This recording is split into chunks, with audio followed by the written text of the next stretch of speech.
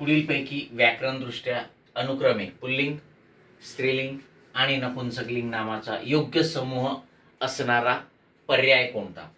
मग आपल्याला पर्यायामध्ये 3 नाम दिलेले आहेत आणि त्यांचं आपल्याला अनुक्रमे पुल्लिंग, स्त्रीलिंग आणि नपुंसकलिंग ओळखायचं आहे. बघा, कृत्रिम लिंग ओळखताना तुम्हाला माहिती आहे, कृत्रिम लिंग ओळखताना एकवचनी नामाच्या पूर्वी तो सर्वनाम लागू पडत असेल तर त्याचं लिंग, त्या नामाचं लिंग पुल्लिंग असते. ती सर्वनाम लागू पडत असेल तर स्त्रीलिंगी असते आणि ते लागू पडत असेल तर नपुंसकलिंगी असते. मग आता इथे बघा, ते घर आपल्याला अनुक्रमे पुल्लिंग, स्त्रीलिंग आणि नपुंसकलिंग पाहिजे. मग ते घर हे नपुंसकलिंगी आहे, त्यामुळे हे आपलं उत्तर येणार नाही. ती भाकरी हे पण इथे पहिला शब्द स्त्रीलिंगी आहे, ते पण येणार नाही.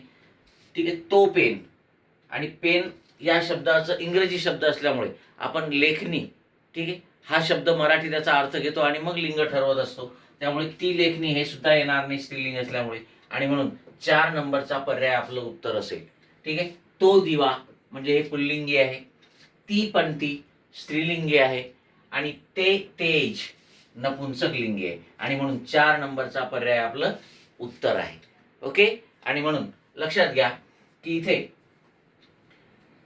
काल्पनिक लिंग असतात, बरोबर आहे. दिवा, पंथी, तेज यांना वास्तविक लिंग नसते, काल्पनिक लिंग असते. असं लिंग ओळखताना एकवचनी नामाच्या आधी तो, ती, ते ही सर्व नामं लावून बघायची.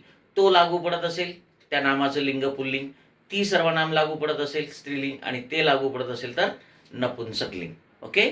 यस.